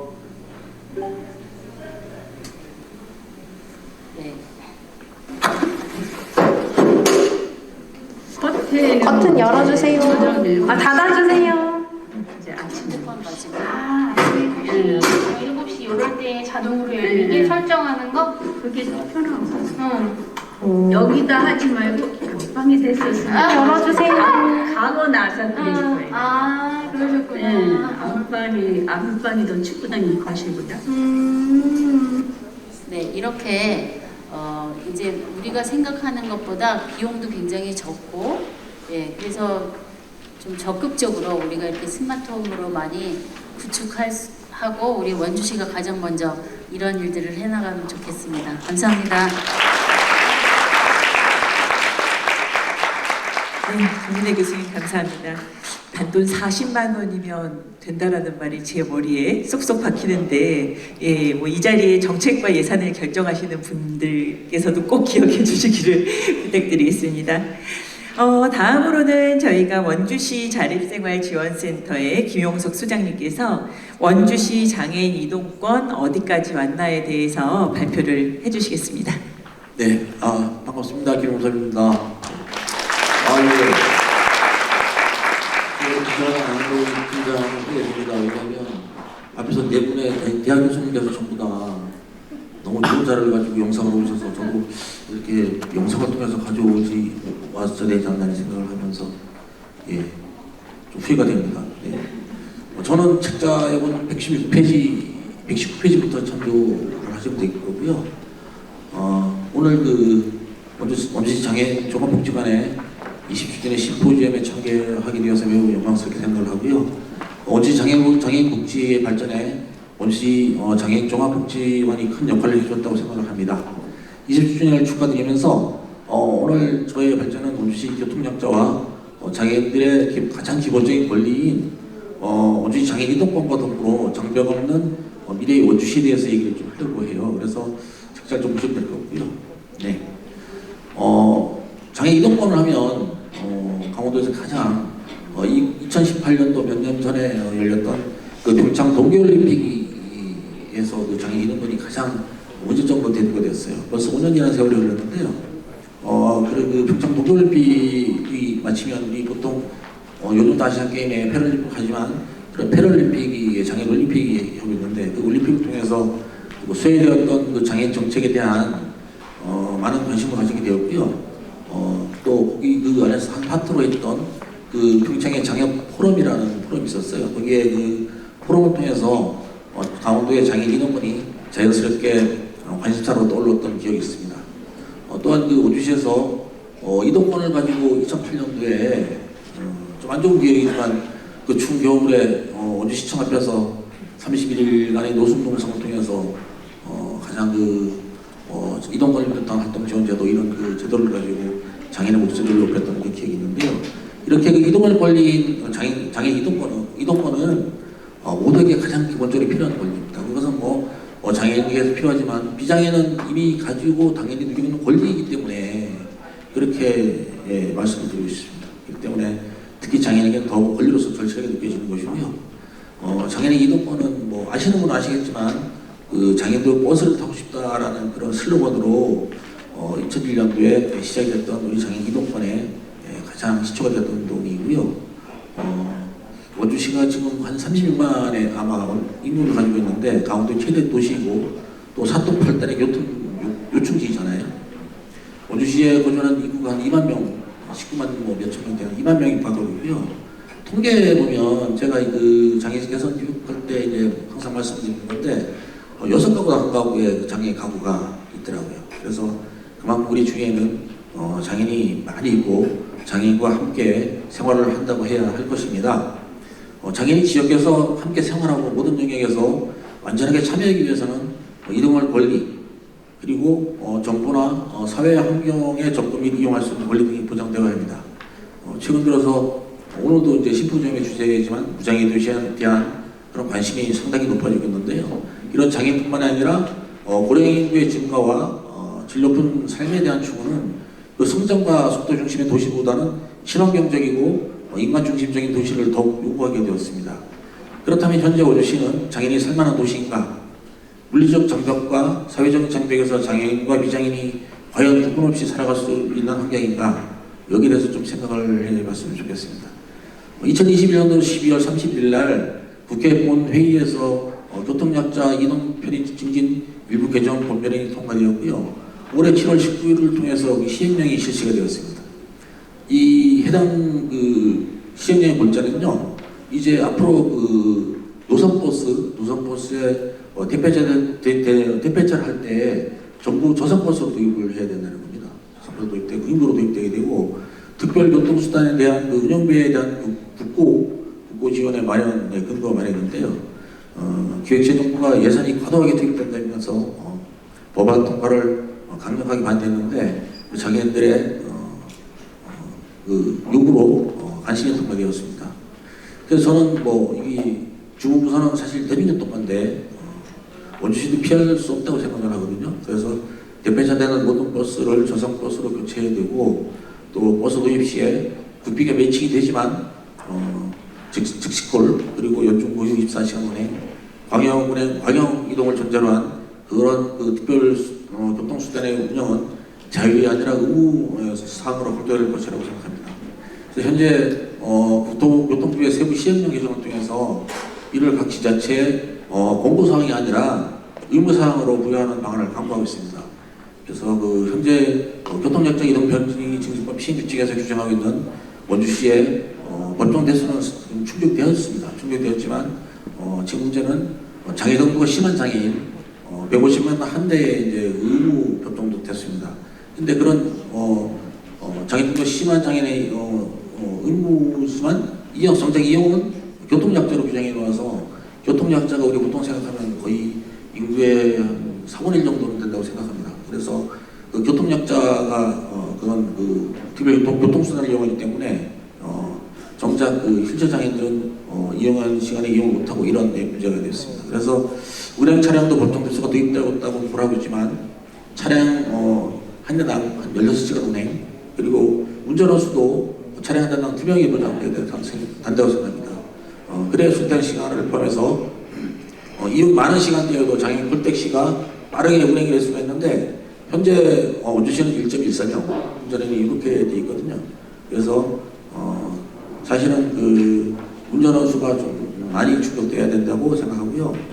이와 관련해서 정부 장애인 차별철폐에 대해서는 지금 아시겠지만 매일 지하철을 운영을 통해서 그런 그 요구를 하고 있습니다. 그 요구가 3,350억 정도가 되는데 국토교통부에서 반대를 하고 있습니다. 왜냐하면 특별교통수단의 그 운영비는 지자체에서 지금 전부 다 해야 되거든요. 그래서 이런 재정 자립도가 약한 이런 지자체에서는 이것의 100% 다 그 특별교통수단의 운전원의 인건비나 또 그 유류비나 이런 것은 다 100% 보내기 때문에 국회에서 좀 국토부에서 해달라. 그런데 기재부에서 반대라고 하셨습니다. 저상버스의 경우에도 원주시 170대 중에서 코로나와 버스 회사의 운영 등의 그 어려움으로 144대로 좀 줄었습니다. 그래서 운행이 가능한 저상버스가 예전에는 77대였는데 지금은 알아보니까 26대. 예.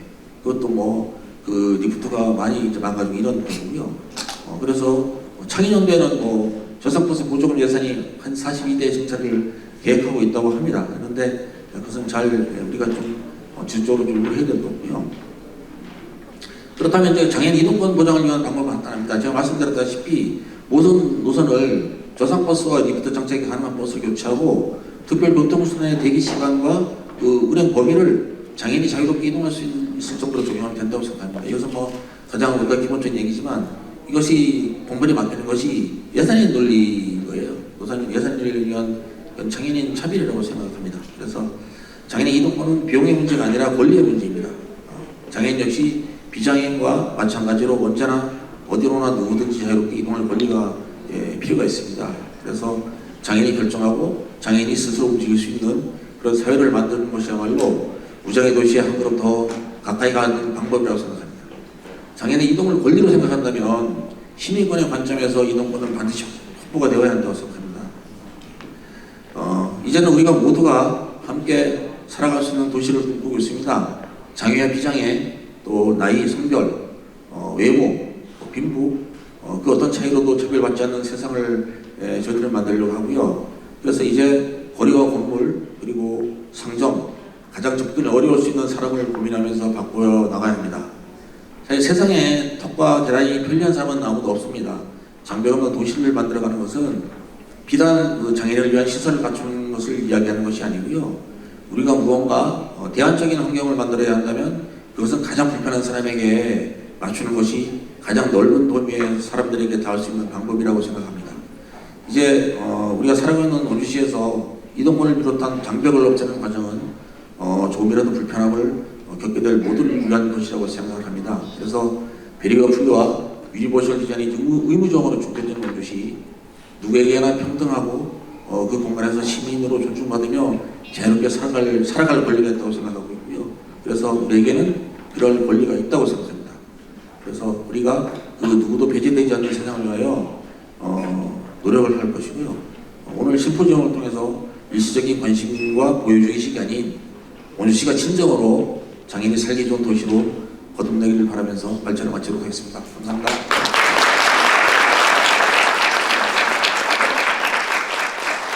네, 발표 감사드립니다. 저희가 장애인 이동권에 대해서 이 센터 소장님으로서 또 당사자로서 가장 현장감 있는 의견을 전달해 주신 것 같습니다. 사실 저희가 장애인분들도 학교를 다니고 직장을 다니고 집 앞에 슈퍼를 가고 하는 이 모든 보통의 삶을 위해서는 교통 이동권이 가장 중요한 기본이 되는 것 같습니다. 그래서 저희가 무장애 도시 추진을 위해서 여기 계신 모든 분들께서 장애인의 교통 이동권에 큰 관심을 가져주시면 좋을 것 같습니다. 잠시 정치 말씀 좀 드리겠습니다. 지금 저희가 심포지움이 계속 조금씩 지연이 되고 있는데 이 심포지움을 마친 후에 복지관으로 이동하는 셔틀버스는 심포지움 끝나는 시간에 맞춰서 운영 예정에 있습니다. 그렇기 때문에 이제 돌아가시는 차량에 대해서는 걱정을 하지 않으셔도 된다라는 말씀 전달드립니다. 네, 다음으로 저희가 원주시청 경로장애인과 장애인복지팀장이신 양호숙 팀장님께서 무장애 도시 추진을 위한 원주시 정책 주안점에 대해서 발표해 주시겠습니다. 안녕하세요. 원주시청 경로장애인과 장애인복지팀장 양호숙입니다. 저는 무장애 도시 추진을 위한 원주시의 정책 주안점에 대해서 설명을 좀 드리겠습니다. 원주시에는 23년 9월 기준으로 19,572명의 장애인이 등록되어 있으며 이 중 심한 장애인이 7,675명으로 지금 등록이 되어 있습니다. 무장애 도시란 저도 이걸 하면서 솔직한 이야기로 낯선 단어였습니다. 그래서 공부를 좀 해봤습니다. 무장애 도시란 모든 사람들이 동등하게 참여하고 이용할 수 있는 도시를 말합니다. 장애인뿐만 아니라 어린이, 노인, 휠체어 이용자, 임산부 등 모든 사람들이 무리 없이 도시를 이용하고 삶을 영위할 수 있는 환경을 구축하고자 하는 사업입니다. 무장애 도시 정책은 장애인과 비장애인이 함께 살아가는 사회를 만들기 위해 중요한 정책이라 생각합니다. 이러한 정책을 통해 모든 사람이 차별 없이 살아갈 수 있는 환경을 만들어야 합니다. 무장애 도시는 장애인의 사회 참여와 장애인과 비장애인이 함께 어울릴 수 있는 환경이 조성되어 사회 통합 증진에 기여할 수 있으며 도시의 접근성과 편의성이 향상되어 도시의 질을 높일 수 있습니다. 저희 원주시 무장애 도시 정책을 먼저 보기 전에 타 지자체에서 실시하고 있는 무장애 도시 관련 정책을 좀 보겠습니다.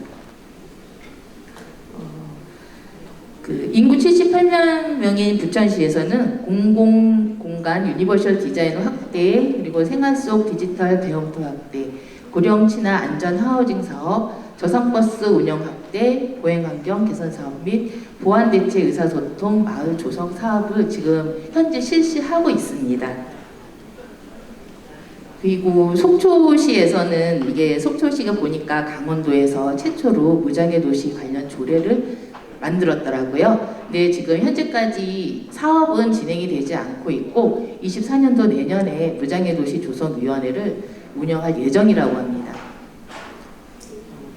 그리고 또 2014년도 처음으로 무장애 도시 관련 조례를 제정한 진주시에서는 진주시 BF 인증제, 민간 다중이용시설, 진주시 BF 인증권장, 그리고 시민인식 개선 및 사회적 공감대 형성을 위해서 이러한 정책들을 주로 펼치고 있더라고요.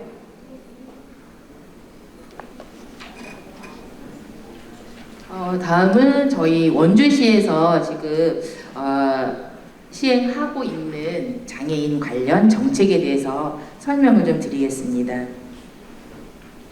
시설물 접근 및 이용의 편의성 강화를 위해서 장애인 편의시설 증진센터 운영과 장애물 없는 생활환경 조성을 위해 보건복지부에서 5년마다 시행하는 장애인 편의시설 전수조사가 올해 실시되었습니다.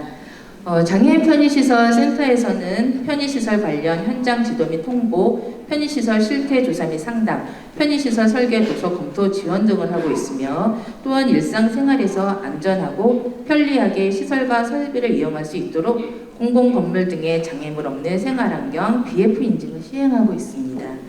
또한 올해 처음으로 저소득층의 주거 환경 개선을 위해서 보금자리 안심케어 사업을 진행하고 있습니다.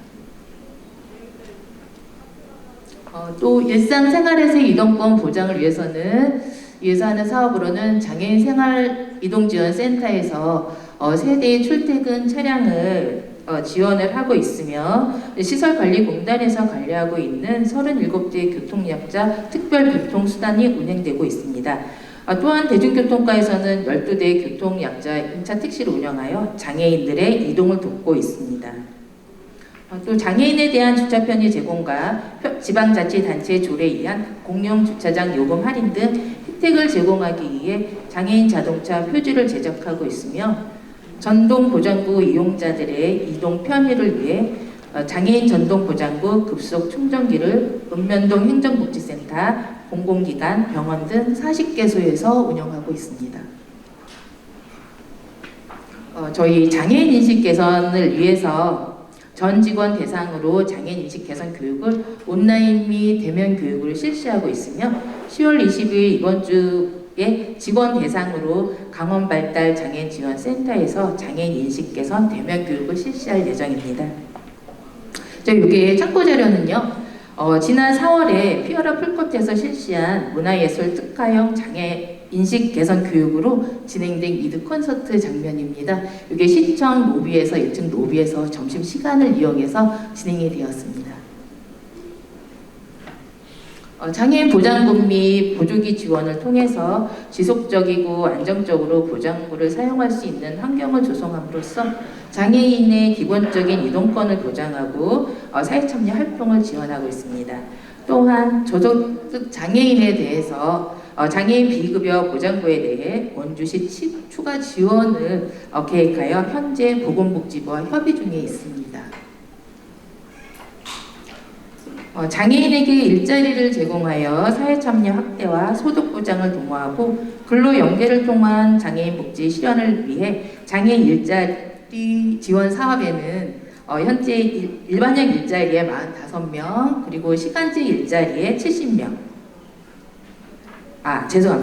복지 일자리에 70명, 시간제 일자리 18명, 그리고 시각장애인 안내사 파견에 16명, 또 발달장애인을 요양보호사의 전반적인 업무를 지원하는 일자리에 배치하여 직무능력 습득 및 일자리 경험을 제공하는 발달장애인 요양보호사 지원사업에 12명의 장애인이 참여하고 있습니다.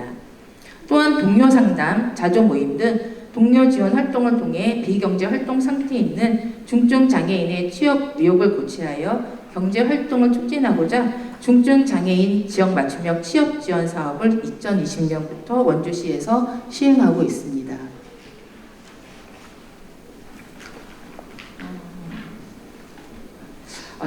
여기 중증장애인 일자리 지원이 지금 강원도 중증장애인 강원도 일자리 지원 사업은 올해 처음으로 실시한 신규 사업이고요. 취업 장벽이 높은 중증 장애인을 대상으로 사회참여 공익형 인식 개선 활동, 자아실현 창작형 사업으로 15명의 중증 장애인이 현재 참여하고 있습니다.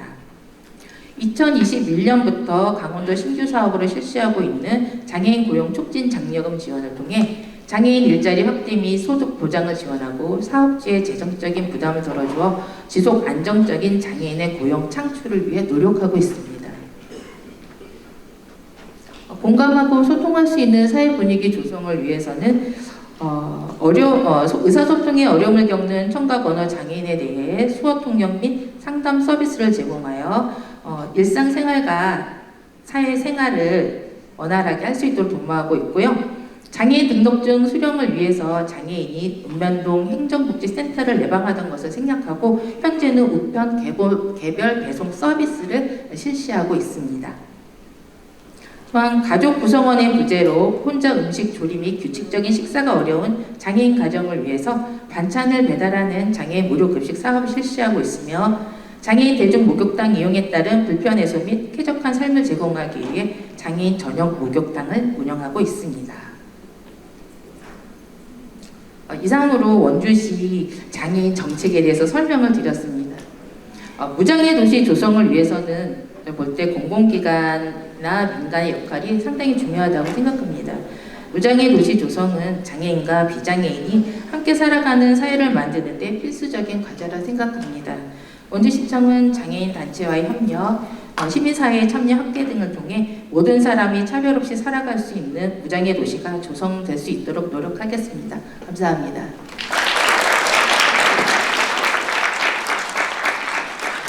네, 네, 양호수 팀장님 다시 한번 감사 말씀드립니다. 저희 원주시에서 진행하고 있는 무장애 도시 조성 추진을 위한 다양한 정책들에 대해서 자세하게 설명해 주셔서 저희가 더 잘 이해할 수 있는 소중한 시간이 되었던 것 같습니다. 시의 이러한 그 노력들이 지속적으로 잘 이루어지도록 저희가 원주 시민들이 또 지지와 격려를 아끼지 않는 것이 굉장히 중요할 것 같습니다. 저희 어느덧 마지막 발제만을 남겨놓고 있습니다. 원래 스타는 마지막에 등장한다고 굉장히 중요한 발제가 남아있는데요. 저희 무장애 도시 추진을 위한 원주시 의회의 역할이 굉장히 중요한 것 같습니다. 저희 이 주제를 가지고 원주시 의회 행정복지위원회 부위원장이시자 무장애 도시계획 추진 특별위원회 위원장이신 권아름 의원님의 발표를 듣도록 하겠습니다. 큰 박수로 맞아주시기 바랍니다. 네, 안녕하세요. 권아름입니다. 사실 너무 힘드실 것 같아요. 오랜 시간 앉아서 들으시느라 고생하시고 계신데 저는 제가 마지막이라서 오히려 정말 앞에 좀 함께 계신 분들과 우리 소장님 얘기를 잘 들을 수 있어서 굉장히 의미 있는 시간이어서 너무 초대해 주셔서 감사하다는 말씀 드리면서 시작하도록 하겠습니다. 아까 우리 좌장이신 김명 교수님께서 30분 정도 늦는다 연락하라고 하셨는데 지금 저한테 주어진 시간이 그렇게 따지면 2분 정도 되는 것 같아요. 근데 사실 제가 해야 되는 거는 가장 중요한 게 이제 예산과 정책의 방향성을 결정하는 것이겠죠. 그래서 저는 간단히 제가 준비한 것들을 짧게 말씀드리도록 하겠습니다. 저희 이제 원주시 의회에서 무장애 도시계획 추진 특별위원회를 구성을 했는데요. 아까 앞에 교수님 두 분께서 사진을 다 준비하셔서 보여주셔서 저는 이렇게 많은 분들의 관심을 받고 있는지까지는 몰랐었기 때문에 사실은 더 어깨가 무거워졌다 이런 말씀을 드리면서 아까 보여주신 사진들은 이제 저희가 처음 이 방향을 결정하는 모임이었기 때문에 많은 분들이 같이 계셔서 잘 모르시겠지만 지금 제가 준비한 사진은 이제 딱 의원들만 여기 사진을 준비했어요. 지금 김혁선 의원님 여기 자리에 함께하고 계신데 행정복지위원회라는 이제 저희 상임위원회에서도 장애 관련해서 굉장히 많은 것들을 다루고 있지만 더 깊이 그리고 더 당사자성을 띈 특별추진위원회가 좀 필요하겠다라는 것에 좀 공감을 해서 저희가 이렇게 추진위원회를 만들게 됐고요. 아까 우리 소장님께서도 말씀하셨지만 장애인분들의 이동권에 대해서 저희가 굉장히 많은 관심과 또 첨예한 대립이 요새는 좀 많이 이루어지고 있는 것 같습니다. 저는 사실 이거를 어떻게 풀어갈까에 대해서 좀 고민을 많이 하면서 시작을 했는데 저희가 이제 원주시청도 경로장애인과로 되어 있잖아요. 부서 자체가. 그래서 이제 교통약자에 대한 시각을 딱 장애인만 놓고 보다 보니까 비장애인들이 사회적 인식에 대한 어떤 비판적인 시각을 가지면서 내가 당사자가 아니기 때문에 라는 어떤 출발에서 기인한 문제점들이 우리 사회에 좀 인식이 안 좋게 퍼지고 있지 않나라는 생각이 들어서 이걸 어떻게 하면 우리 원주시에서는 모든 시민을 대상으로 좀 아우르면서 우리가 예산을 적절히 그리고 또 많이 배분할 수 있을까에 대한 고민을 좀 하기 시작하면서 이런 문제를 또 해결하고 무장애 도시 확산을 위해서 우리 정책 방향성을 의회가 좀 같이 제시하자라는 차원에서 위원회를 구성하게 됐습니다. 교통약자 이동편의 증진법이 이제 국회에서 통과되면서 교통약자에 대한 정의를 장애인뿐만 아니라 고령자, 임산부, 영유아를 동반한 사람, 어린이 등 일상생활에서 이동의 불편을 느끼는 모든 사람을 정의하고 있습니다. 그렇기 때문에 일부 휠체어를 타거나 시각장애가 있어서 지팡이를 짚거나 이런 분들에 대해서만 저희가 이런 것들을 추진하는 것이 아니라는 것을 일반 시민들에게 굉장히 인식적인 좀 확산을 해야 된다라는 생각을 하고 있어요. 특히나 이제 장애를 가지고 계신 분들이 이제 고령이 되면서 장애를 가지게 되는 후천적 장애인 분들이 많이 늘어나고 있습니다. 우리 강원도 그리고 원주시도 고령 인구가 굉장히 가파르게 늘어나고 있고 등록 장애인도 굉장히 증가하고 있습니다. 그래서 이제 저희 가족 얘기를 좀 하자면 저희 엄마도 이제 후천적 장애로 신장장애 2급을 가지고 계시고 저희 남편도 이제 시각장애로 이제 등급으로 매길 때 이제 6급 정도의 시각장애를 가지고 있어요. 두 분 다 후천적인 장애를 가지고 계신 분들인데 이렇게 해서 계속해서 많은 장애 인구가 늘어나고 있는데 이걸 어떻게 하면 저희가 일부 선천적인 중증의 발달 장애인을 이렇게 편협한 시각으로 바라보지 않고 모든 시민을 대상으로 할 것인가 그런 고민을 좀 하게 됩니다. 저는 이제 이 무장애 도시를 추진하면서 눈에 보이는 어떤 물리적인 장벽을 없애는 것 말고 모든 시민이 불편함 없이 이용할 수 있는 생활 환경을 조성하는 것은 물론이고 편견이나 거부, 의도적인 배제, 제한, 차별적인 태도, 문화적 장벽 이 모든 것들을 깰 수 있는 그런 인식의 개선이 굉장히 중요해서 무장애 도시를 조성할 때 이런 것들을 고려하려고 계획하고 있습니다. 고령자 인구도 이렇게 가파르게 늘고 있고 앞서 말씀드린 것처럼 장애 인구도 계속해서 늘어나고 있고요. 앞에서 우리 선생님께서 당사자이시니까 아마 가장 체감을 많이 하실 것 같아요.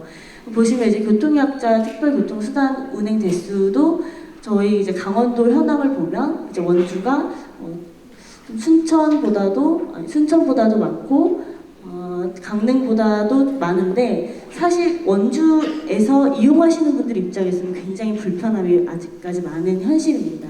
그래서 이제 아까 말씀하신 것처럼 대수를 늘리는 거는 물론이거니와 인력이 늘어야 되는데 사실 요새 인건비가 굉장히 비싸다 보니까 이런 부분에 만족할 만한 수준의 예산을 편성하기가 굉장히 어려워서 우리가 그런 것들에 공감을 하고 이런 것들의 목소리를 높여야 된다라고 생각을 하고 있습니다. 저희 원주시에서 이렇게 많은 노력들을 하고는 있어요. 아직 당사자분들이 체감하기에 정말 많이 개선됐다까지는 아니지만 계속해서 노력을 하고 있기 때문에 이러한 노력들을 뒷받침하는 것이 우리 의회의 역할이 아닌가라는 생각을 하고 있고요. 저는 이제 제가 의원이 아니더라도 그리고 우리 무장애 도시 추진 특별위원회가 끝나더라도 우리가 정말 중장기적인 원주시의 정책 방향이 어떻게 설계돼야 되는지에 대해서 첫 단추를 끼우는 역할을 좀 하고 싶다라는 생각을 하게 됐고요. 그래서 이제 적절한 예산이 투입될 수 있도록 저희가 예산의 분배에 있어서도 가장 강조를 하고 싶은 부분입니다. 사실 이제 예산이 저희가 이제 내년도 예산을 보면 세수가 굉장히 줄어들게 돼 있어요. 그러면 가장 많이 피해를 보는 게 이런 약자를 위한 예산이 가장 많이 줄어들게 돼 있습니다. 그래서 많이 걱정이 되죠. 그래서 저희는 그런 예산을 심사하고 배분할 때 있어서 좀 이런 부분들을 고려해서 함께 만들어 나가는 데 힘을 보태고 싶고요. 앞으로는 이제 무장애 도시 조성을 위해서 조례를 우리 특별위원회 의원님들과 함께 제정을 해서 조례를 기반으로 정말 법적인 근거로 아까 말씀하셨다시피 의무화 시켜서 저희 모두가 좀 편리하게 이동하고 인식도 개선되고 생활하는 데 불편함이 없는 그런 원주시를 만들기 위해서 무장애 도시 특별추진위원회에서 많이 노력하도록 하겠습니다. 네, 이것으로 마치겠습니다. 감사합니다. 네, 권한을 의원님 감사합니다. 저희가 중장기적인 어떤 이런 정책 방향의 수립과 지속 가능한 정책의 그런 운영을 위해서 필요한 예산 확보에 대한 부분들도 많이 강조를 해주셨습니다. 감사합니다. 발제는 저희가 이제 다 마무리가 됐고요. 시간이 조금 부족하기는 하지만 저희가 이 심포지움을 진행을 하기 전에 사전에 질문을 좀 받은 부분이 있습니다. 그래서 그거를 잠깐 안내를 드리도록 하겠습니다. 저희 이 장애인의 문화생활 체험 시에 접근성이나 편의시설이 많이 확충되기는 했지만 여전히 문화나 영화 활동을 즐기기에는 조금 부족한 점이 많이 있다. 어떤 부분들이 좀 바꿔지는지에 대해서 알고 싶다라는 질문이 있으셨고요. 또 무장애 길 조성 현황에 대해서 듣고 싶다라는 질문도 있으셨습니다. 이 외에도 무장애 환경을 위한 원주시 장애인 종합복지관 사업의 사례에 대해서 조금 더 구체적으로 알고 싶다라는 그런 질문들이 있으셨는데 앞서서 발표하셨던 이 원주시의 그 장애인 복지 정책에 대한 부분 그리고 또 그 오미 팀장님께서 초반부에 발표하셨던 원주시 장애인 복지관 사업의 사례에서 좀 어느 정도 답변이 이루어지지 않았나 생각이 듭니다. 다만 이제 뭐 여전히 조금 부족하신 부분에 대해서는 저희가 이 원주시 장애인 종합복지관 측에 따로 또 질의를 하시면은 오늘 여기 발제하신 분들과 연계를 해서 답변을 또 개인적으로 드릴 수 있도록 그렇게 좀 조치를 하도록 하겠습니다.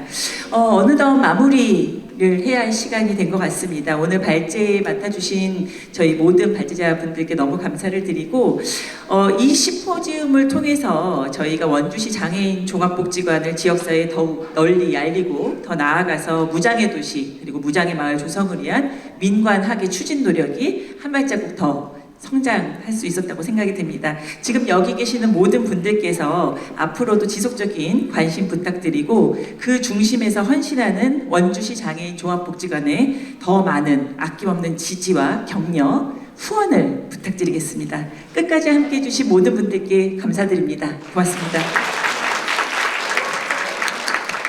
네, 다시 한번